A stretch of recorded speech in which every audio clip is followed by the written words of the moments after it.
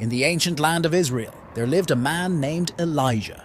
He lived in a time when it never rained and everything was dry. Rivers dried up, crops withered, and the earth cracked under the scorching sun. People were worried, but Elijah believed that God would help them. Elijah lived by a little brook called Cherith because God told him to go there and hide from King Ahab and his queen, Jezebel, who led the people to worship false gods. Every day, black ravens brought Elijah bread and meat so he could survive far from the city. This was a special way God took care of Elijah. But soon the brook dried up too, so God sent Elijah to a town called Zarephath. There he met a widow who was running out of food. Elijah told her something amazing. If she shared her food with him, God would make sure her food didn't run out until it rained again. And that's exactly what happened. Her jar of flour and jug of oil never ran out. The widow had a son who got very sick. He stopped breathing and died.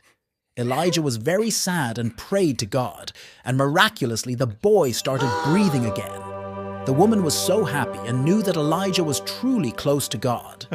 One day, God told Elijah to confront King Ahab and challenge him to a test to prove whose God is real. He went to a place called Mount Carmel to show the people who the real God was. He challenged the prophets of a false god, Baal. They both would sacrifice a bull on an altar, but they wouldn't start the fire themselves. Instead, they would ask their gods to do it. The prophets of Baal tried all day, but nothing happened. Then it was Elijah's turn.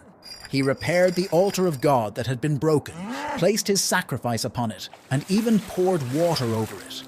He prayed, and suddenly fire came down from the sky and burned up his sacrifice.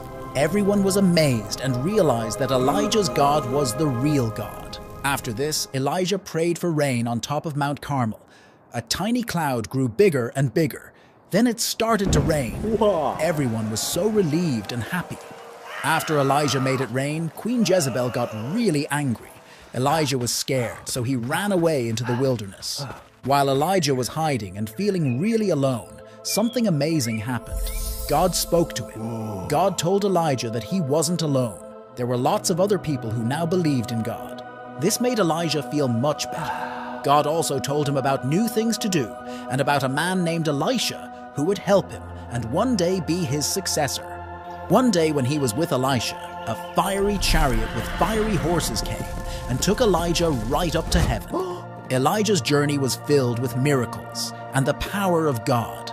It teaches us about having faith and trusting in God, even when things seem really tough.